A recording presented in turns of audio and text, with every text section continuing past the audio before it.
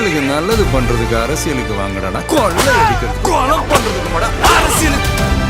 Hello மக்களே, நம்ம welcome to Vijay ஸ்டாகன், வெல்கம் டு அனதர் வீடியோ. நேற்று நான் ஈவினிங்கில் போட்ட வீடியோவுக்கு கொஞ்சம் காட்டசாரமாலும் போட்டேன். பட் அதில் நான் ஒரு சில வார்த்தைகள்லாம் சொன்னதை பார்த்துட்டு கமெண்ட்டில் தம்பி இப்படிலாம் பேசாதீங்க, எங்களுக்கு ரொம்ப அழுகலையாக வருது அப்படின்னு ஒரு அக்காலாம் சொன்னாங்க. ஏன்னா நான் அப்படி சொன்னதுன்னா தளபதியோட உசுறு போச்சுன்னா என்ன பண்ணுவீங்க அப்படின்ற மாதிரி கேட்டேன். சரி, அது என்னுடைய மிகப்பெரிய ஆதங்கம். ஏன்னு கேட்டிங்கன்னா, இருக்கிற ஒரே ஒரு வாய்ப்பு, இந்த வாய்ப்புக்கு நீங்கள் 1008 சந்தேகத்தை திருப்பி கொண்டாந்து வச்சுக்கிட்டு இருந்தீங்கன்னா உங்களை நான் எப்படி சொல்லி புரிய வைக்கிறதுன்னு எனக்கு தெரியல. ஏன்னா நீங்கள் எல்லாமே எதிர்பார்க்குறதுன்னா பிரச்சாரத்துக்கு போகலன்னு இன்றைக்கி பிரச்சாரத்துக்கு போகிறார், திருச்சிக்கு போகிறாரு. திருச்சி கிழக்கு அவரோட தொகுதிக்கு போகிறாரு. அதுக்கு பர்மிஷன் கிடச்சிருச்சு, ரோட் ஷோ பண்ணுறாரு, எல்லாமே இருக்குது. ஸோ இன்றைக்கி நீங்கள் சந்தோஷமாக இருப்பீங்க அப்படின்னு நான் நம்புகிறேன். ஆனால் நான் ஏன் அவர் பிரச்சாரத்துக்கு போகாமல் இருந்தால் பரவாயில்ல அப்படின்னு நான் சொன்னேன்னா,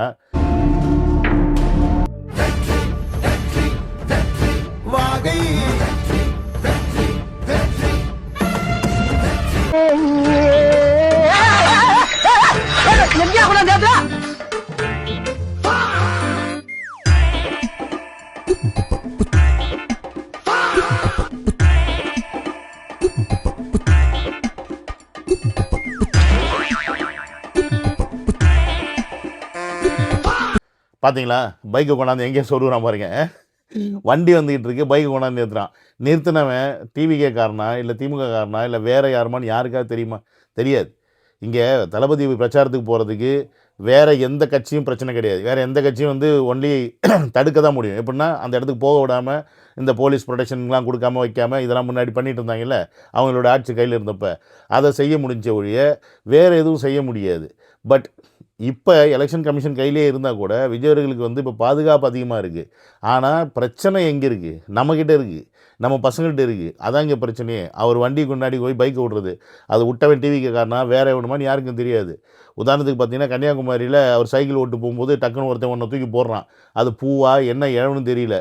டக்குன்னு தளபதி அவர்கள் அந்த இடத்துல சைக்கிள் விட்டுட்டு இறங்கி போகிறாரு, ஓடுறாரு. அப்போ அதில் என்ன வேணா இருக்கலாம், நாட்டு வெடி ஒன்று கூட இருக்கலாம், யாருக்கு தெரியும்? ஸோ நம்ம அந்த ஒரு அக்கறையில் தான் சொல்கிறோமே ஒழிய, நீங்கள் எதிர்பார்க்குற மாதிரி சும்மா பிரச்சாரம்னா என்ன பிரச்சாரம் பண்ண? தளபதி எங்கே போனாலும் ஒரு 5 நிமிஷம் தான் பேசுகிறாரு அப்படின்றது ஊருக்கே தெரியும், உங்களுக்கும் தெரியும், எனக்கும் தெரியும். அவர் அதுக்கு மேலே பேசவும் மாட்டார். ஏன்னா இவங்க பேச நாடை நாசம் பண்ணி வச்சுருக்காங்க. உங்களுக்கு அந்த மாதிரி தலைவர் தான் வேணுமா அப்படின்றது தான் தளபதியோடைய பாயிண்ட் ஆஃப் கொஸ்டினே இங்கே. அதை நீங்கள் புரிஞ்சுக்கிங்க. உங்களுக்கு பேசுகிற ஆள் வேணுமா இல்லை உங்களுக்கு செய்கிற ஆள் வேணுமா அப்படின்றது தான் இங்கே தளபதி அவர்கள் வைக்கக்கூடிய கேள்வி. நீங்கள் செய்கிற ஆள் தான் வேணும் அப்படின்னா அவர் ரொம்ப பேசணும்னு எதிர்பார்க்காதீங்க. அவர் என்ன பேசுகிறாரோ அதில் என்ன அர்த்தம் இருக்குது, அதில் என்ன நம்ம மக்களுக்கான நல்ல விஷயம் இருக்குது, அதை நோட் பண்ணுங்கள். வளன்னு வண்டியாக பேசிக்கிட்டே போனவங்களாம் இன்றைக்கி என்ன கிழிச்சிக்கிட்டு இருக்காங்க தமிழ்நாட்டில். யோசிச்சு பாருங்கள். 15 வருஷமாக ஒருத்தன் கத்துறான். என்னத்தை சாதித்தான்? அவனால் ஒரு கவுன்சிலர் சீட் வாங்க முடியாது. ஏன்னா அவனுக்கு அந்த எண்ணமே கிடையாது, மக்களுக்கு நல்லது செய்யணுன்ற எண்ணமே கிடையாது. இவங்களோட மைண்ட் செட்டு ஃபுல்லாக என்ன, நீ அந்த போராட்டத்துக்கு வந்தியா, இந்த போராட்டத்துக்கு வந்தியா, இதுக்கு செஞ்சேன், போராட்டம்னு சொல்லி நம்ம வாழ்க்கையில் போராட்டமாக தான் இருக்குது. நம்ம திருப்பியும் போராட்டத்துக்கு தான் நம்மளை வர சொல்லுவாங்க. இதுதான் நமக்கு தேவையா? இப்போ நீங்கள் எவ்வளோ போராடுறீங்க? இந்த கட்சிக்கு ஓட்டு போடணும் அப்படின்றதுக்கு எவ்வளோ போராடுறீங்க? உங்கள் வீட்டு முன்னாடி ஒரு கோலம் போட முடியுதா? உங்களால் விசில் கோலத்தை நீங்கள் நினச்ச மாதிரி போட முடியாது. அதுக்கு ஒரு வீடியோ காட்டுறேன் பாருங்க. இல்லைங்க, எங்களுக்கு ஒரு ரசிகராக தான் போட்டான். நாங்கள் ஒன்றும் கட்சிக்காரங்க கிடையாது. நீங்கள் பேசுறது நான் வீடியோ எடுத்து வச்சுப்பேன். ஏன் நான் எங்களை போடக்கூடாதுன்னு சொல்றது உங்களுக்கு என்ன அதிகாரம் இருக்கு?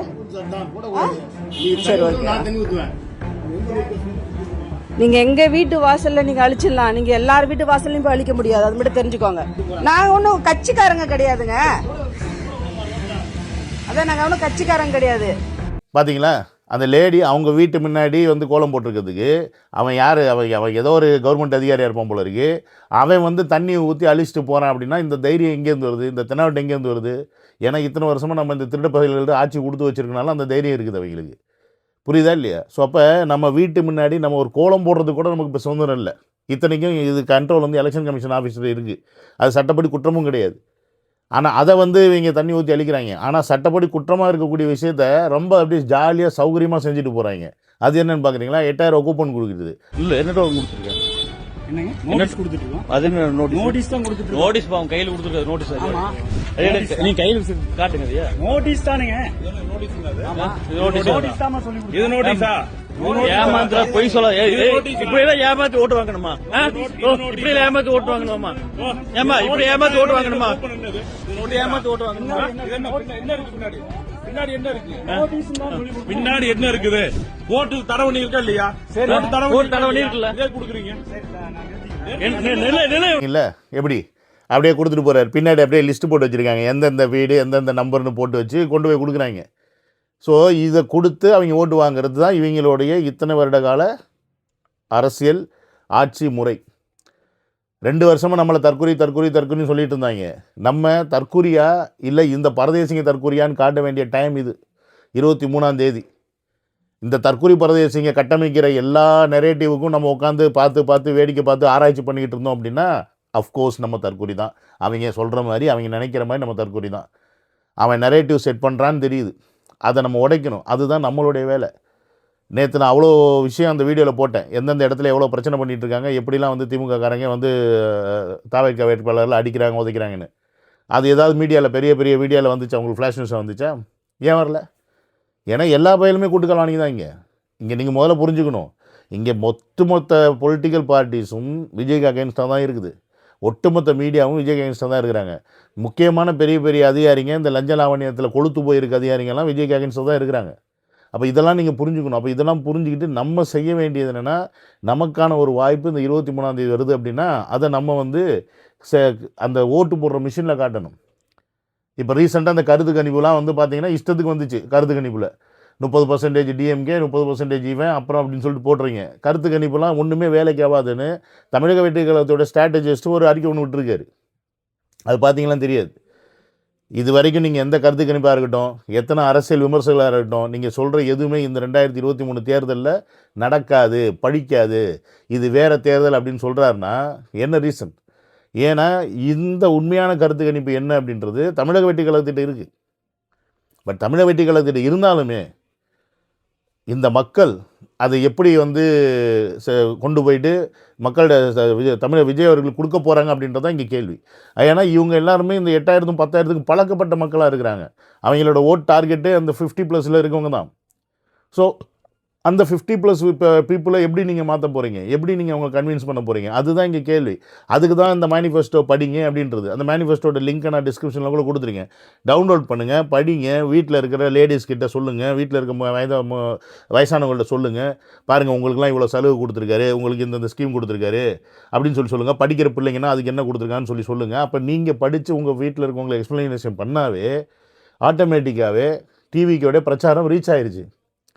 இங்கே தளபதி வந்து உட்காந்து என்ன 96 பக்கத்து பிரச்சாரத்தையும் பேச போகிறாரா? இல்லை. அப்போ உங்களுக்கு என்ன ஆசைன்னா அவர் ரோட் ஷோ வரணும், அவரை பார்க்கணும், அப்படியே ஆயின் கொண்டாடணும், மாலை கொடுக்கணும், ஃபோட்டோ கொடுக்கணும், செல்ஃபி எடுக்கணும். இது தானே. இது போதும் இல்லை, எத்தனை வாட்டி தான் பண்ணுவீங்க? இதை எடுத்தால் போதுமா உங்களுக்கு? நீங்கள் ஒரு விஷயத்தை நோட் பண்ணிக்கலான்னு தெரியல. இந்த தேர்தல் படிக்கிற அன்றைக்கி தளபதி அவர்கள்லாம் பார்த்தீங்கன்னா ஒரு ரொம்ப டென்ஷனாக டிப்ரெஷன்லலாம் ஒரு மாதிரி ரொம்ப சேட் ஃபேஸ்லாம் இருந்தார். அது எத்தனை பேர் நோட் பண்ணிங்க தெரியல. கவலை என்ன கவலை தெரியுமா? ஐயோ நம்ம எப்படியாவது ஜெயிச்சிடணுமே அப்படின்ற கவலை. ஏன் தெரியுமா? ஜெயிக்கலைன்னா ஐயோ நமக்கு நட்டம்னு அப்படி இல்லை. நம்ம ஜெயிக்கலைன்னா நமக்காக இறங்கி களத்தில் வேலை பார்க்குற இன்றைக்கி தம்பி தங்கைகளுக்கெல்லாம் இவங்க நாளைக்கு ஆட்சிக்கு வந்துட்டாங்கன்னா என்ன மாதிரியான அடக்குமுறைகளை கொடுப்பாங்க, என்ன மாதிரியான அட்டாக்கை செய்வாங்க. அப்போ அத்தனை இடத்துலையும் நம்ம வந்து எப்படி இவர்களை காப்பாற்ற முடியும்? பதவி ஒன்றும் இல்லாமல் நம்ம ஒரு எதிர்க்கட்சியாகவே கூட தளபதி வரன்னு வச்சுங்க. அப்படி இருந்தால் மட்டும் காப்பாற்றிட முடியுமா? ஏன்னா ஆட்சி அதிகாரம் அவங்க கையில் இருக்கும்போது அப்போ என்ன பண்ண முடியும்? அப்பப்போ போராட்டம் தான் பண்ண முடியுமே ஒழிய பயனுள்ள விஷயம் எதையுமே செய்ய முடியாமல் போயிருமே அப்படின்ற அந்த பயம், அந்த கவலை. இது வரைக்கும் அரசியல்னால் என்னென்னு தெரியாமல் இருந்த தமிழ்நாட்டு மக்கள், அந்த தமிழ்நாட்டு இளைஞர்களை இந்த 2 வருஷத்தில் அரசியல் பேச வச்சுட்டோம். இன்றைக்கி எல்லாரையும் எதிர்த்து கேள்வி கேட்குறாங்க. இன்றைக்கி ஒரு அரசியல் கட்சி வந்து தெருவுக்கு வரும்போது நீ என்ன என் தொகுதிக்கு செஞ்சுட்ட, 5 வருஷத்தில் நான் இப்போ இது வரைக்கும் என்ன கிழிச்சிட்ட அப்படின்னு தைரியமாக கேட்குறாங்க. அப்படின்னா அதுக்கு காரணம் நம்ம அவருக்கு பின்னாடி நிற்கிறோம், நம்ம இவங்க எல்லாத்துக்கும் கூட நம்ம நிற்கிறோன்ற அந்த நம்பிக்கையில் மக்கள் வந்து இன்றைக்கி இறங்கி களத்தில் வந்து தைரியமாக பேசுகிறாங்க. இந்த மாதிரி திருட்டு கட்சிகளை தைரியமாக கேள்வி கேட்க ஆரம்பிச்சிட்டாங்க. ஆனால் இதே மக்கள் தான் கடைசியில் நம்மளை ஓட்டு போட்டும் தேர்ந்தெடுக்கணும். இவங்க பண்ணுற இந்த தில்லுமுள்ளு அழிச்சாட்டியம் ஃப்ராடுத்தனத்தில் ஏதாவது மிஸ் ஆகி நம்ம அந்த சிஎம் ஆக முடியலைன்னா எப்படி இந்த தமிழ்நாட்டு மக்களை அடுத்த 5 வருஷத்துக்கு நம்ம பாதுகாத்து கொண்டு வர்றது அப்படின்ற மிகப்பெரிய கவலை அவர் மனசுக்குள்ளே பெருகும். அதை நீங்கள் முதல்ல புரிஞ்சுக்கணும். நீங்கள் எப்படி இந்த குரூப்பில் வந்து இந்த மாதிரி கேள்விகள் கேட்குறீங்களோ வைக்கிறீங்களோ, இது மாதிரி தமிழ்நாட்டில் இருக்க எல்லா குரூப்லையுமே இதே மாதிரி நபர்கள் போய் அங்கே இந்த பிரச்சாரம் போலையா, இங்கே இதை பண்ணல, எங்கள் தொகுதிக்கு அது செய்யலை, எங்கள் தொகுதியில் வந்து இதை பேசலை, எப்படி இந்த எங்கள் தொகுதியில் டிஎம்கே ஏடிஎம்கே மட்டும்தான் இருக்கிறாங்க, மற்ற யாருமே இல்லை, அப்போ எங்கள் மக்களை இதெல்லாம் அவர் மைண்டில் போய் அவருக்கு வந்து இருக்கிற ப்ரெஷரில் இம்மன்ஸ் ப்ரெஷர் இது. அப்போ அவருக்கு உள்ளுக்குள்ளே அந்த பயம் வருது. இப்படி கேள்வி கேட்டுட்டு இருக்க நம்ம தம்பி தங்கைகள் நாளைக்கு நமக்கு ஓட்டு போடாமல் போயிட்டா என்ன பண்ணுறது அப்படின்ற அந்த பயம் உள்ளுக்குள்ளே இருக்குது. ஏன்னா நான் சொன்ன மாதிரி அவருக்கு இதனால் ஒரு பாதிப்பும் இல்லை, தோத்தாலும் அவருக்கு பாதிப்பு இல்லை. அடுத்த 5 வருஷம் அவருக்கு என்ன பிரச்சனையா, சொத்து கஷ்டப்பட போகிறாரா, ஒன்றுமே கிடையாது. அவர் இருக்கிற காசை வச்சுட்டு ஜாலியாக இருப்பார், அரசியல் செய்வார். ஆனால் அவர் நினச்ச அரசியல் செய்ய முடியுமா, முடியாது. அந்த பயம். ஏன்னா இப்போ இங்கே கூட்டு களவாணிங்க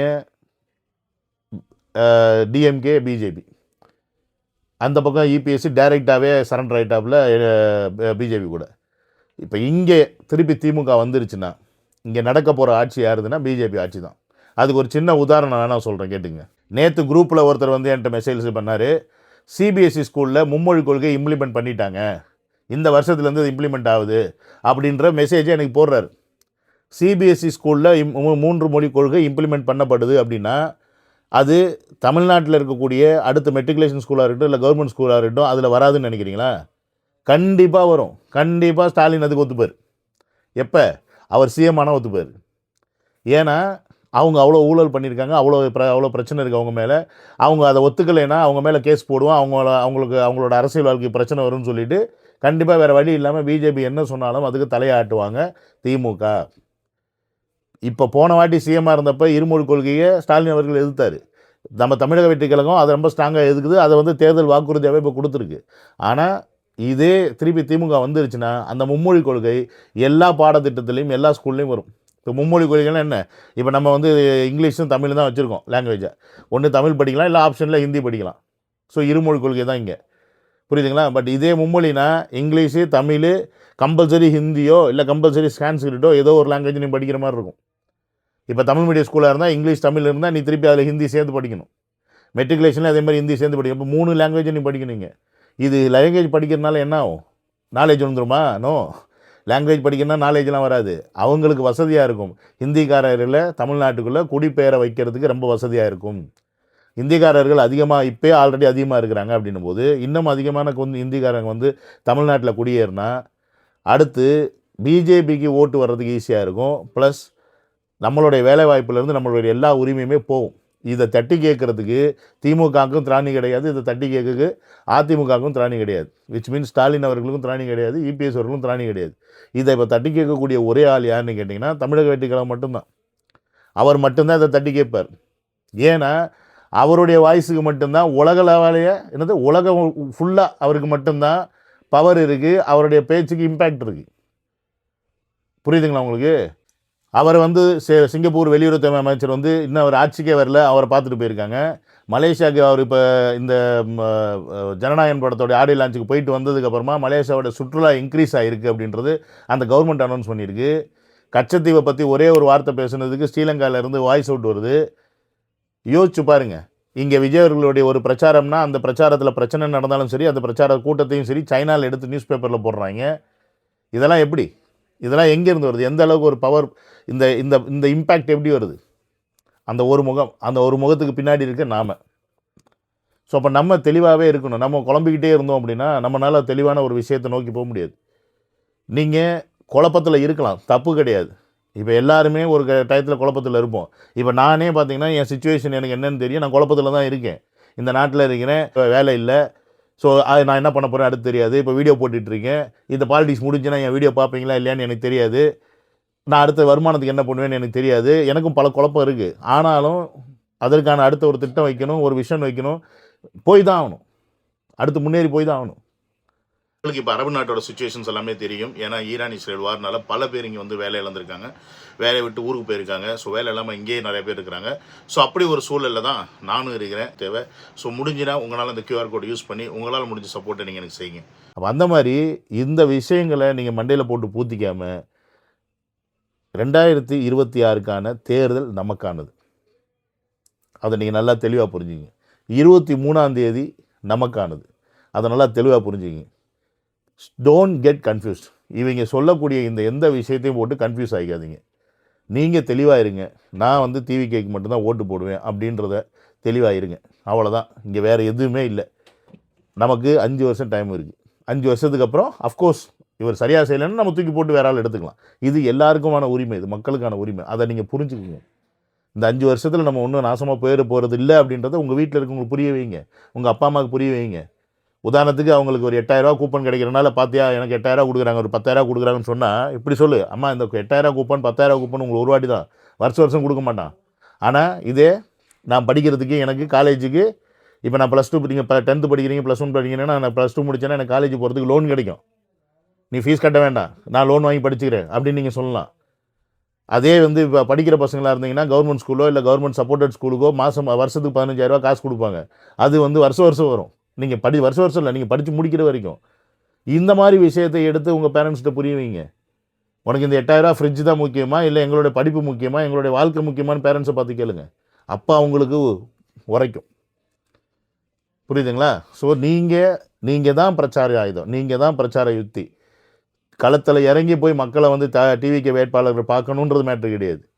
ஏன்னா அவங்க முகத்தை யாரும் பார்த்து ஓட்டு போட போகிறது கிடையாது. விசில் சின்னத்தை பார்த்து தான் ஓட்டு போட போகிறாங்க. அப்போ அந்த இடத்துல விசில் சின்னத்தில் யார் நிற்கிறாங்களோ அவங்களுக்கு ஓட்டு போட சொல்லி உங்கள் வீட்டில் கன்வின்ஸ் பண்ணுங்கள். பிரச்சாரத்தை நீங்கள் எடுத்துகிட்டு போங்க முன்னாடி அப்படின்றத நான் இந்த வீடியோவிலே தாழ்மையாக கேட்டுக்கிறேன். ஸோ இதை விட எனக்கு எப்படி உங்கள்கிட்ட எக்ஸ்ப்ளனேஷன் பண்ணுறதுன்னு எனக்கு தெரியல. நமக்கு இருக்க வாய்ப்பை மிஸ் பண்ணிடாதீங்க. Okay guys, see you on another video. Love you all. Take care. Bye bye.